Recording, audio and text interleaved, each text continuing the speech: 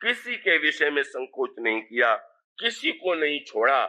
और आप महाभारत में यही पाएंगे, वो दृश्य पाएंगे कि सचमुच उसमें जो चरित्र दिखाई देते हैं उनकी विकृतियां भीषणतम रूप में सामने आती हैं। इसलिए अगर वो व्यक्ति इतना सक्षम हो कि उसको शिक्षण के लिए देखे और उससे प्रेरणा प्राप्त करे तो वो देखना उपयोगी है।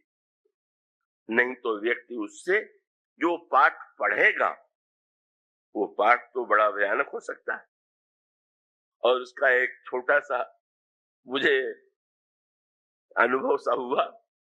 मैं फैजाबाद गया, हमारे कृष्णई वहां पर पदाधिकारी आदर्श जी, तो मैं जब गया तो उस समय रामायण चल रही थी और वो भी दिन में धनुष बाण लिए हुए दिन भर इधर उधर खेल किया करता था, उसे बड़ा आनंद आता था।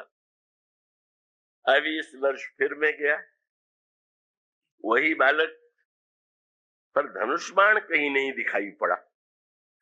मैंने पूछा, भाई ये धनुष बाण कहाँ चला गया? बच्चा बिल्कुल छोटा सा, बहुत ही छोटी अवस्था का। उसने जो बात कही शायद बड़े कहने में संकोच करे, पर उसने तो कह दिया। मैंने पूछा कि रामायण में तुम्हें सबसे अच्छा कौन लगता था? बोले रामचंद्र जी और हनुमान जी। और महाभारत में तुम्हें सबसे अच्छा कौन लग रहा है? उसने कहा शकुनी हमको सबसे अच्छा लग रहा है, आजकल पासे का मैं अभ्यास कर रहा हूं। और सचमुच उसने जो भोलेपन से कहा को तो मैंने बड़ों को भी देखा है, वो शकुनी के पाठ से और अभिनय से इतने प्रभावित हो जाते हैं कि उसी के शैली में बोलने भी लगते हैं और उनको सचमुच लगता है कि ये तो अद्भुत ही पात्र है। क्या कारण है?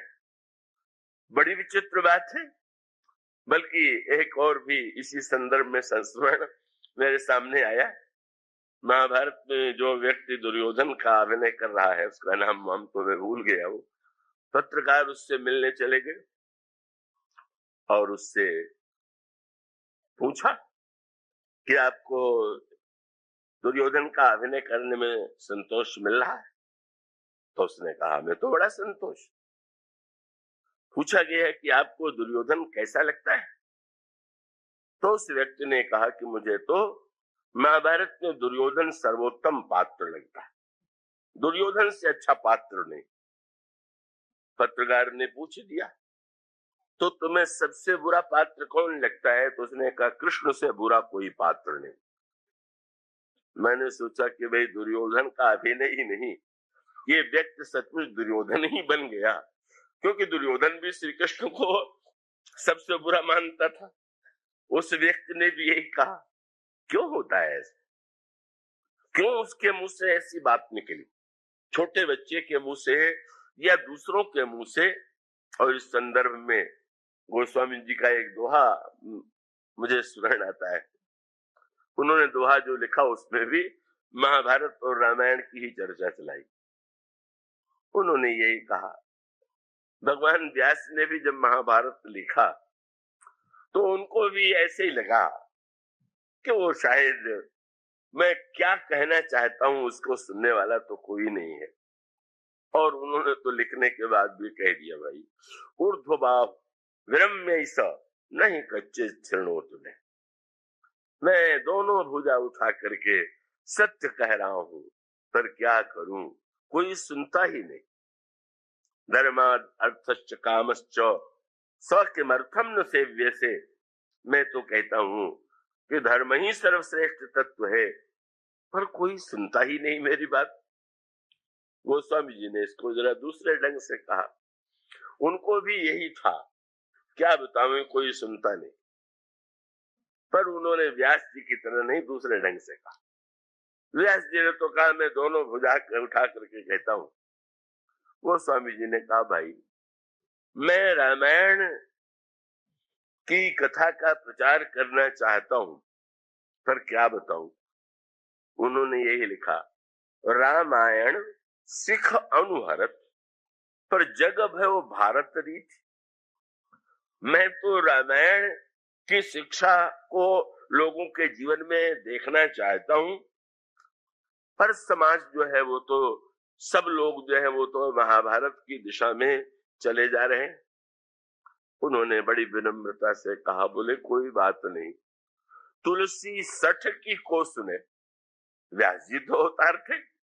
तुलसीदास जी ने कहा कि भाई मैं तो दुष्ट हूं। मानो संकेत था कि जब इतने बड़े बड़े व्यक्तियों का नहीं सुना तो मेरी बात नहीं सुने तो क्या करें। और उन्होंने सूत्र दिया, तुलसी सठ की को सुने। क्यों? बोले कल कुचाली पर प्रीत। लोगों के मन में बुराई के प्रति इतना आकर्षण है कि लोग ऐसी ही बातों को ढूंढना चाहते हैं जिससे उनकी बुराई को प्रेरणा शक्ति मिले, या उस बुराई के समर्थन में वे तर्क ढूंढ सकें। महाभारत का उद्देश्य यह तो नहीं है, यह अभिप्राय तो नहीं है, किंतु उसमें ऐसे वस्तुतः वाक्य हैं, चरित्र हैं, मानो वो व्यक्ति उनका दुरुपयोग कर सकता है। और ये जो भगवान व्यास का वाक्य है और ये जो गोस्वामी जी का वाक्य है, इसका तात्पर्य ये है, घर में न रखने के पीछे अगर कोई बात रही होगी तो उसके मूल में शायद यह धारणा रही हो कि यह तो सबके पढ़ने योग्य ग्रंथ नहीं है, यह तो परिपक्व बुद्धि वाला ही उसको सुने, पढ़े और उससे प्रेरणा प्राप्त करे। रामायण उसका रूप भिन्न है। का महाभारत और रामायण में वो सूत्र मैंने जो दिया, मन का जो चित्र है, मन से संचालित जो व्यक्ति होता है, उस व्यक्ति का जीवन कितना विचित्र होता है। चाहे वह चंद्रमा के चरित्र का वर्णन जैसा महाभारत में किया, दुष्यंत के चरित्र का जैसा वर्णन किया, और आगे चल करके भी अन्य राजाओं के चरित्र का जैसा वर्णन किया। और आप सोचिए ना, महाभारत का जो युद्ध है क्यों हुआ, उसके मूल में कौन है? बस शांतनु की वह काम वृत्ति। जब वे एक कन्या के सौंदर्य को देख करके मोहित हो जाते हैं, उसे पाने की तीव्रतम आकांक्षा है, प्रकट करने में संकोच करते हैं। पर भीष्म उनके पुत्र हैं देवव्रत के रूप में, और उनको जब ये पता चला कि मेरे पिता की यह आकांक्षा है, तो उन्होंने यही कहा कि आप निसंकोच यह विवाह करें। मैं आपको वचन देता हूं कि मैं विवाह नहीं करूंगा, ब्रह्मचारी के रूप में पूरा जीवन व्यतीत करूंगा। भीष्म की यह पितृभक्ति का, भीष्म का यह त्याग, चारों ओर से पुष्प की वर्षा हुई, और धन्य है भीष्म, ऐसा ही स्वर चारों ओर गूंजा। किंतु यह जो भीष्म का त्याग था, धर्म के संदर्भ का जो सूत्र है, रामायण और महाभारत के संदर्भ सूत्र से हम मिला करके आपके सामने संकेत देना चाहेंगे। महाभारत के महानतम पात्र भीष्म है, जिन्होंने काम की वृत्ति पर विजय पा लिया, ब्रह्मचारी हैं, महान त्यागी, और जिनको इच्छा मृत्यु का वरदान। और रामायण काल में दूसरे महान चरित्र पर दृष्टि जाती है, और वे हैं श्री भरत। श्री भरत और भीष्म दोनों की दृष्टि में जो पार्थक्य है, धर्म के संदर्भ में जो दोनों की व्याख्या है, जो दोनों की मान्यता है, आप थोड़ा उस पर दृष्टि डालें। क्या भीष्म ने मान लिया कि पिता की भक्ति ही सर्वश्रेष्ठ धर्म है? कृपया आप भूमिका में पूरी तरह चैतन्य रहेंगे। और पिता की आकांक्षा को पूर्ण करना पुत्र का कर्तव्य है और उसके लिए बड़ा से बड़ा भी त्याग करने में संकोच नहीं होना चाहिए।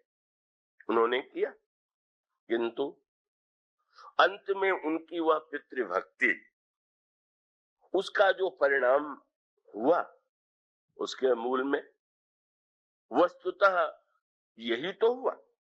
उन्होंने विवाह नहीं किया, पर उनके जो अन्य माता से उत्पन्न पुत्र हैं, उन पुत्रों के ही संदर्भ में उनके आचरण का जो परिचय मिला, उसमें एक व्यक्ति घोर विषयी और वो अपने विषय की पराकाष्ठा से उसकी मृत्यु हुई। दूसरा जो है का वो एक गंधर्व से युद्ध करता हुआ मारा गया। और उसके पश्चात फिर वो पीढ़ी आती है जब उस वंश में धृतराष्ट्र, पांडु, इन दोनों का जन्म हुआ। और धृतराष्ट्र और पांडु के जन्म के बाद सारा संघर्ष जो है, सारा संघर्ष सामने आ गया। धृतराष्ट्र अंधे थे, इसलिए बड़े होते हुए भी उन्हें राज्य नहीं मिलना चाहिए, ऐसा निर्णय भीष्म ने और अन्य लोगों ने किया। पांडु को राज्य मिला और भीष्म के मन का वो उसकी प्रतिक्रिया धृतराष्ट्र के मन में इस रूप में हुई कि वो गांठ भीतर भीतर ये पीड़ा कि मैं बड़ा होते हुए भी राज्य का उत्तराधिकारी नहीं बन सका, छोटा भाई राज्य का उत्तराधिकारी बना। उन्होंने अपनी मृत्यु को छिपाने की चेष्टा की। उस समय उन्होंने विरोध नहीं प्रकट किया, किंतु जब दुर्योधन के रूप में पुत्र का जन्म हुआ तो वही जो ग्रंथि है, वो जो उनके मन में गांठ है, दुर्योधन जब राज्य का उत्तराधिकार प्राप्त करने की चेष्टा करता है और सब कुछ समझते बूझते भी वे पूरी तरह से दुर्योधन को नहीं रोक पाते हैं, तब उसका तात्पर्य था कि धृतराष्ट्र को कहीं न कहीं वो जो एक राज्य की आकांक्षा और उसकी जो छिपी हुई, जिसको उन्होंने दबा लिया था, दुर्योधन के रूप में वही आकांक्षा साकार हुई और अंत में उसका परिणाम यह हुआ कि महान घोर युद्ध हुआ। और उस महान घोर युद्ध में कैसा विनाश हुआ, ऐसा भीषण विनाश का कहने के लिए उस युद्ध में पांडव विजयी हुए, कौरव परास्त हुए। पर महाभारत के युद्ध की परिणति तो यही थी कि पांडवों की ओर से केवल 7 व्यक्ति बचे और कौरवों की ओर से उधर लड़ने वालों में 3 व्यक्ति बचे। एक अक्षौणी जो सेना बची हुई थी वह भी अंतिम रात्रि को मारी गई। कितनी भीषण परिणति, कितना भीषण विनाश उस युद्ध का हुआ। और अंत तो गत्वा का उसके बाद मानो क्या उपलब्धि हुई, क्या प्राप्ति हुई, अगर उसको देखें तो ऐसा तो कुछ नहीं हुआ। और इसका अर्थ क्या है? अर्थ यह है कि महाभारत काल में जो धर्म की व्याख्या थी, धर्म के संदर्भ में जो मान्यताएं थी, वो सचमुच इतनी विचित्र हैं। और विशेष रूप से रामायण के संदर्भ से उसको जोड़ें तो आपको एक दूसरा चित्र मिलेगा। इसलिए महाभारत के युद्ध के बाद ऐसा कोई आदर्श राज्य नहीं बना कि जिसकी याद करके व्यक्ति आज ये कहे कि वैसा ही राज्य होना चाहिए जैसा युधिष्ठिर का राज्य था। हम युधिष्ठिर के राज्य को कभी भी अपना आदर्श नहीं मानते। कोई व्यक्ति ये नहीं कहता है कि युधिष्ठिर के समान राज्य होना चाहिए। प्रत्येक व्यक्ति ये कहता है कि राम राज्य होना चाहिए। क्या कारण है? और उसका मूल सूत्र वही है, रामायण में एक बड़ा सार्थक शब्द दिया गया है और वो शब्द ये है, समय, समाज, धर्म अविरोधा, बोले तब रघुवंश पुरोधा। यह 3 शब्द है, समय, समाज और धर्म। और आप ध्यान से पढ़ें तो धर्म शब्द है बीच में, एक ओर है समय और दूसरी ओर है समाज। गुरु वशिष्ठ जब चित्रकूट में भाषण देते हैं, उसकी पृष्ठभूमि पर भी आप दृष्टि डालें, वहां भी एक विचित्र आपको दृश्य दिखाई देगा। वहां भी ज्येष्ठ और कनिष्ठ का प्रश्न सामने था। आप पूरे उस प्रसंग की पृष्ठभूमि पर दृष्टि डालिए। अयोध्या सूर्यवंश की परंपरा के अनुकूल ज्येष्ठ भाई को राज्य मिलना चाहिए, और कैकेयी ने वरदान मांगा कि मेरे पुत्र को राज्य मिलना चाहिए। तो इसका अर्थ ये है कि प्रश्न तो वहां पर भी ज्येष्ठ और कनिष्ठ का था ही, जेठे और छोटे भाई का था ही। बड़े को राज्य मिले कि छोटे को राज्य मिले, महाभारत में तो इसी प्रश्न ने जो है इतना बड़ा युद्ध छेड़ दिया। किंतु यहाँ एक जो नई दृष्टि है, और जिस नई दृष्टि का परिणाम राम राज्य के रूप में सामने आया, वह नई दृष्टि क्या है? वस्तुतः धर्म के साथ सबसे बड़ी समस्या यह है कि धर्म शब्द का प्रयोग एक ऐसा शब्द है धर्म, जिसका जितना अधिक प्रयोग किया जाता है शायद ही किसी शब्द का प्रयोग किया जाता हो। पर इस शब्द का जितना संसार में दुरुपयोग हुआ है शायद ही किसी शब्द का हुआ हो। क्योंकि कोई भी व्यक्ति यह तो मानता नहीं कि मैं अधार्मिक हूं। प्रत्येक व्यक्ति तो अपने कार्यों को धार्मिक ही सिद्ध करना चाहता है। रामायण में भी आपको यही मिलेगा। रावण जब अंगद से बातचीत करता है और अंगद के कटु शब्दों को सुनने के बाद रावण ने कहा, बंदर तू जानता है शक्ति होते हुए मैं तेरा वध क्यों नहीं कर रहा हूं या नहीं करवा रहा हूं? क्यों? बोले, कह कपि धर्मशीलता। तो रावण ने यही कहा, तुम्हारे शब्दों को इसलिए मैं सह रहा हूं कि नीति धर्म में जानता हूं। मैं महान पंडित हूं धर्म का, नीति की रक्षा करना मेरा कर्तव्य है। राजदूत को नहीं मारना चाहिए, ये धर्म और नीति की मान्यता है, इसीलिए तुम्हें मार नहीं रहा। और इसका अर्थ ये कि रावण भी अपने को धर्मात्मा ही मानता था। वो तो अंगद जरा बड़े व्यंग बोलने की कला में बड़े निपुण थे। अंगद ने कहा, हो आप जैसे धर्मात्मा का दर्शन पा करके तो मैं धन्य हो गया। उन्होंने कहा, अंगद ने व्यंग भरे स्वर में कहा, धर्मशीलता तो जग जागी, पावा दरस हमहु बड़ भागी। अरे आपका धर्मशीलता वो तो सारे संसार में फैल रही है, और उसी को सुन करके तो मैं आपका दर्शन करने के लिए चला आया, और आपका दर्शन करके धन्य हो गया। और तब अगला वाक्य कहा कि देखिए ना, आजकल संसार में आपके विषय में कैसा प्रचार हो रहा है, कितने बड़े आप धार्मिक। और तुरंत उन्होंने कहा, कह कपि धर्मशीलता तोरी, हमहु सुनी कृत परतीय चोरी। सीता जी को चुराने से बढ़कर के, परस्त्री को चुराने से बढ़कर के कौन सा धर्म हो सकता है? मानो व्यंग ये था कि कैसी विडंबना है कि तुम मुझे अब असमर्थ होने के कारण यदि दंड नहीं दे पा रहे हो, और तुम ये कहते हो कि मैं तो धर्म के कारण, तो यही तो धर्म की विडंबना है। जहां तुमने संभव हुआ तुमने इतना बड़ा अनर्थ किया, अधर्म किया, और एक छोटी सी बात, जैसे कोई व्यक्ति लाखों रुपया लूट करके ले आवे और 1 रुपया दान देते समय अपने उदारता की घोषणा करे, अपने उदारता की घोषणा करे कि मैं कितना बड़ा दानी हूं, तो मानो उसका तात्पर्य ये है कि रावण भी अपने को धर्मात्मा ही मानता था। और दूसरी ओर एक दूसरा पात्र है बाली।